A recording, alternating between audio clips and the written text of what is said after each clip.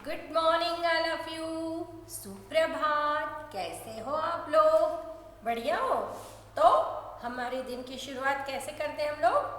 किसी भी श्लोक या मंत्र के द्वारा ईश्वर को धन्यवाद देके, ईश्वर का स्मरण करने करके, है ना। तो सभी अपनी आंखें बंद करेंगे, हाथ जोड़ेंगे और मैम के साथ दोहराएंगे।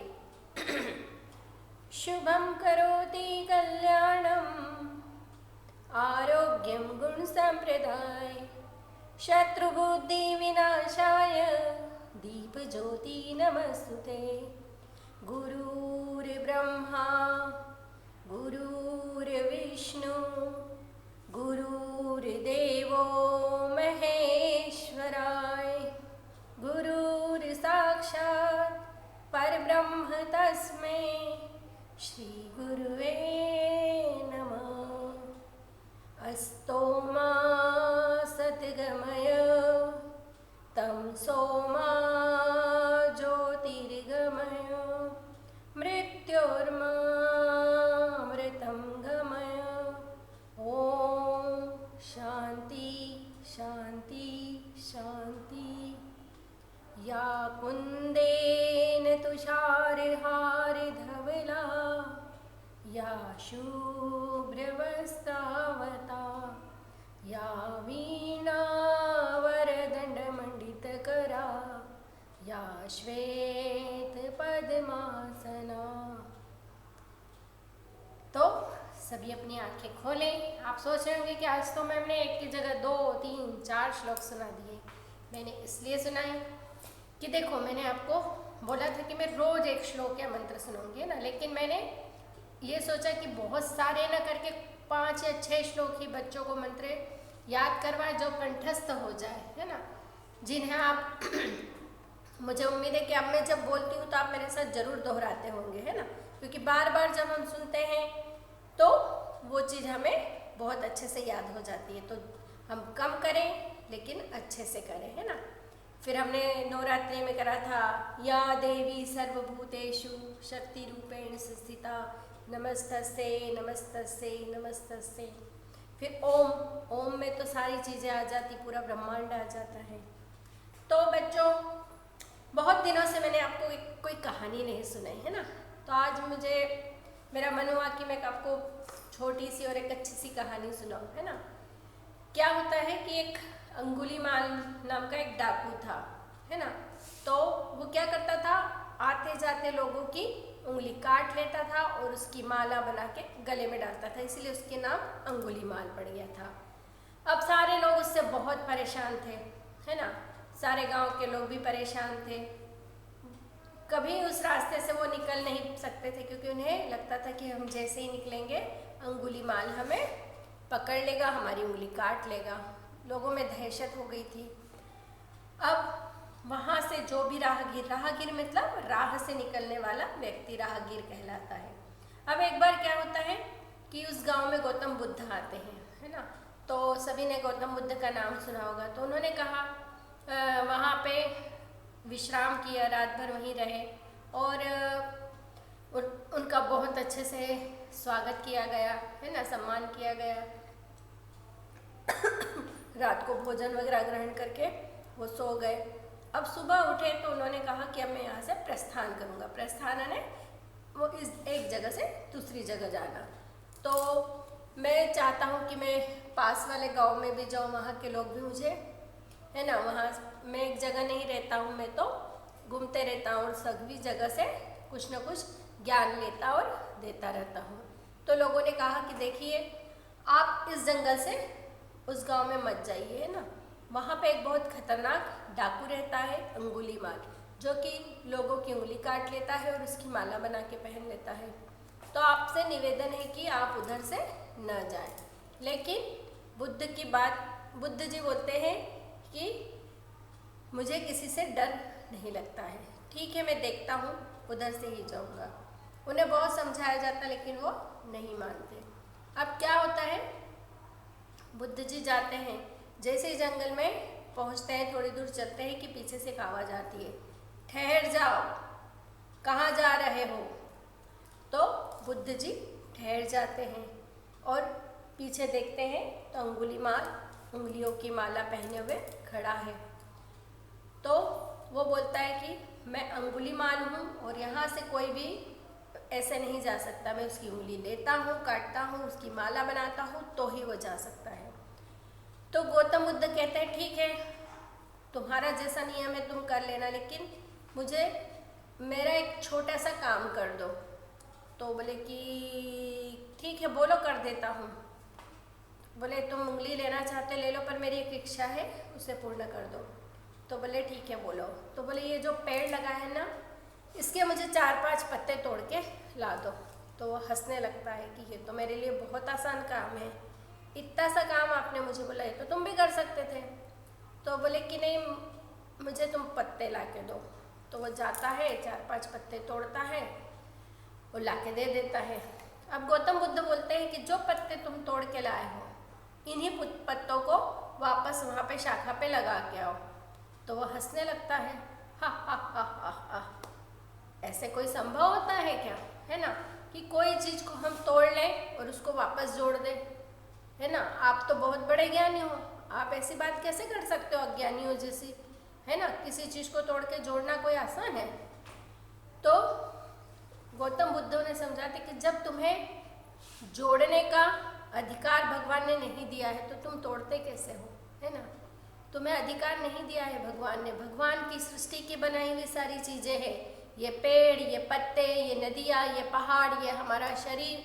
तो तुम उंगलियों को तोड़ लेते हो, तो ये तुम्हें अधिकार किसने दिया? ये तो सब भगवान का बनाया हुआ है ना।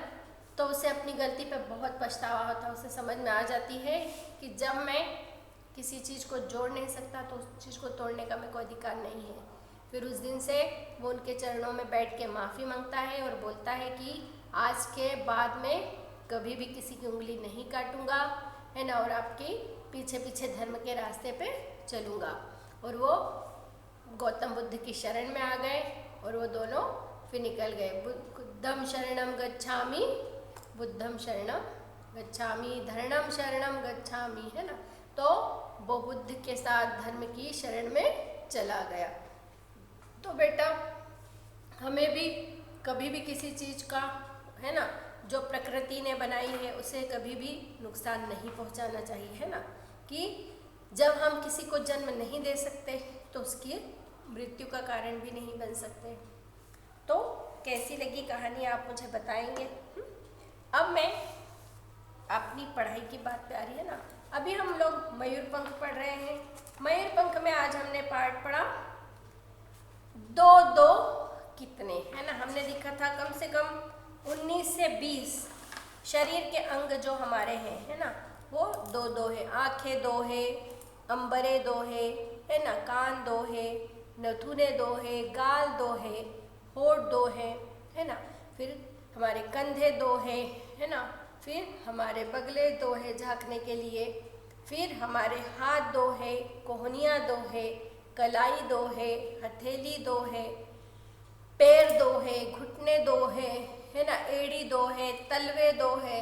ऐसी कम से कम 19 से 20 चीज़ें हमने आज देखी थी। तो हमने इसके शब्दार्थ नहीं लिखे थे, तो आज अब पहले हम इसके शब्दार्थ लिखेंगे। सभी लोग अपनी पुस्तक का अपनी क्लास वर्क कॉपी निकालेंगे, डेट डालेंगे, है ना। सभी लोग अपनी डेट डालें और क्लास वर्क कॉपी निकालेंगे। पार्ट 9 हेडिंग डालेंगे।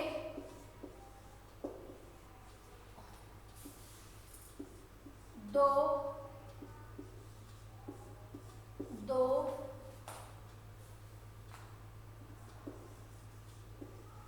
कितने, दो दो कितने।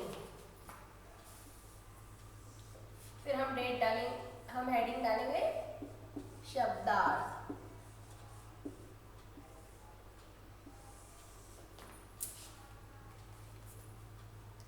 अंबरे, है ना, पहला शब्द है अंबरे,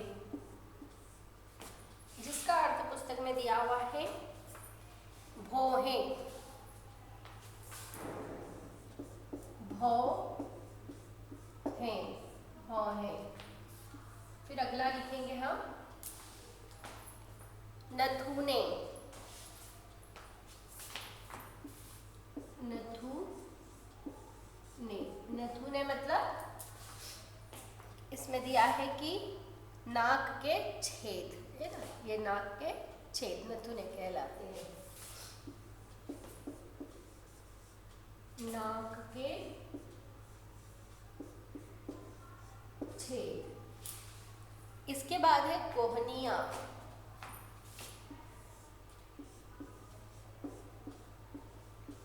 कोहनिया, कोहनिया हाथ बाह और हाथ के जोड़ वाला भाग, है ना। ये बाह है और ये हाथ है, ये इसका जोड़ है। इसको जोड़ने का काम क्या करती है? कोहनिया। बाह और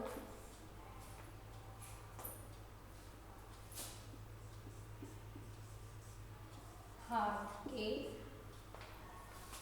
जोड़ वाला भाग।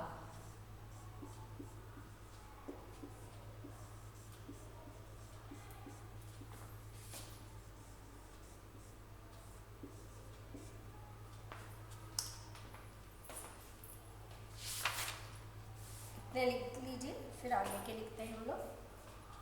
बड़ी राइटिंग मैम ने लिखी है क्योंकि कुछ बच्चों की कंप्लेंट थी कि हमें अक्षर स्पष्ट नज़र नहीं आते। आपको छोटे और सुंदर अक्षर लिखने हैं ना, और बोल के लिखना है और सही लिखना है।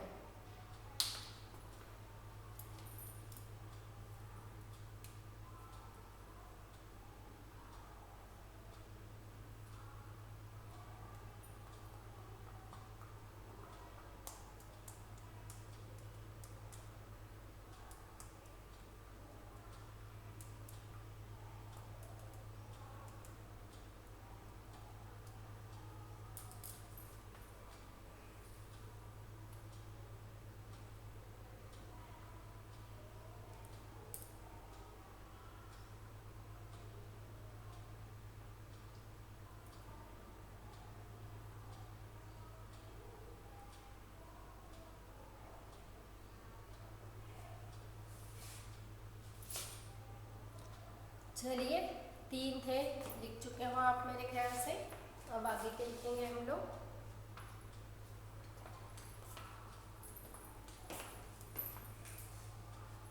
इसी के नीचे कंटिन्यू करना है आपको। यहाँ जगह नहीं थी मेरे पास, इसलिए मैंने वापस से यहीं पे लिखी है ना। आपको इसी के नीचे लिखना, आपके जो हो गए ना। अब दो अगले हैं टखने, जांघ और जमीन। टखने, जांघ और जमीन।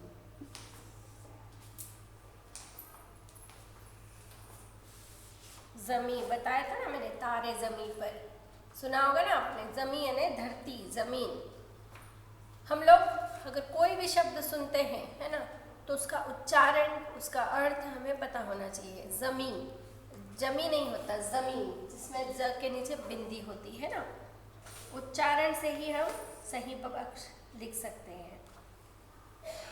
पिंडली एवं एड़ी के बीच की हड्डी। टखने मतलब पिंडली एवं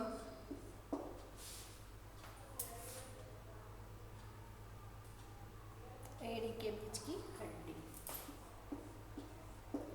एड़ी के बीच की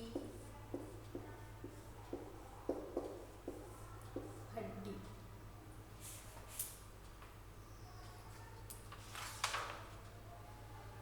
जान, प्राण और धरती। जान है जान, और जमी है धरती। एक और गाना है ना, तेरी है जमी तेरा आसमां, तू बड़ा मेहरबान, तू बख्शिश दे। सुना होगा ना आपने। सभी का है तू सभी तेरे, खुदा मेरे तू बख्शिश दे। फिर जहाँ है ना, दिल दिया है जहाँ भी देंगे मैं वतन तेरे लिए। तो मैं इसलिए आपको ये गानों से जोड़ के बताती हूँ ताकि आपकी जल्दी समझ में आ जाए, है ना। तो लिख लो आप लोग ये वाले भी शब्दार्थ।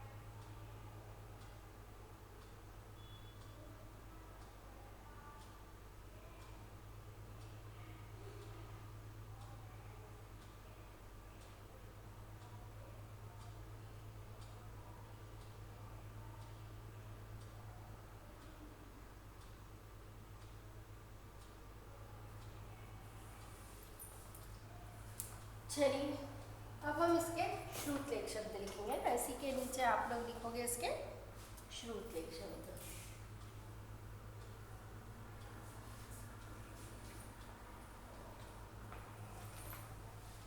नीचे एक लाइन खींच देंगे, उसके बाद हेडिंग डालेंगे श्रुतलेख।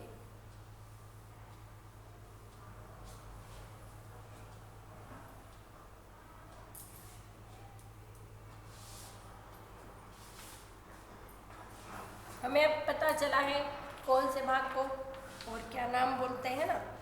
तो अगर घर के हमारे बड़े बोलते हैं तो हमें उन शब्दों को हिंदी में उन्हें बताने आना चाहिए। वैसे तो सभी इंग्लिश में भी जानते हैं, फिर भी कभी कभी कुछ लोगों को नहीं आती है ना। तो हमें ये नहीं जताना चाहिए कि हमें इंग्लिश में ही आता, हिंदी नहीं आती। हिंदी भी इतनी ही अच्छी आनी चाहिए जितनी अच्छी आप लोग इंग्लिश बोलते हो, है ना। तो सभी भाषा का अपना महत्व है। हिंदी हमारी मातृभाषा ये तो हमें ज़रूर आनी चाहिए ना। कोई बाहर वाला हमें आके उसका अर्थ बताए, इससे अच्छा है हमें पहले ही पता होना चाहिए। अब हम इसके श्रुतलेख शब्द लिखेंगे।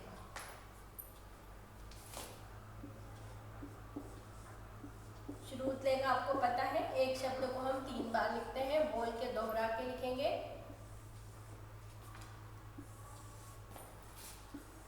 और एक शब्द को 3 बार लिखोगे। पहला है सूंघते, चंद बिंदी आएगी।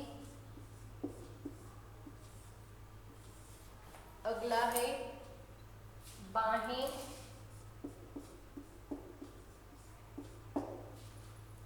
उसके बाद आएगा अंगूठे। सॉरी, एक के नीचे एक लिखना था, मिस्टेक हो गई। यहाँ पे आप इसे 3 बार लिखेंगे, 1 2 और ये 3 है ना। सूंघते सूंघते सूंघते। फिर अब लिखेंगे बाहें बाहें बाहें। उसके बाद आएगा अंगूठे,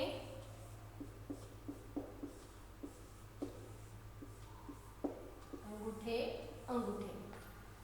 फिर आप लिखेंगे टांगे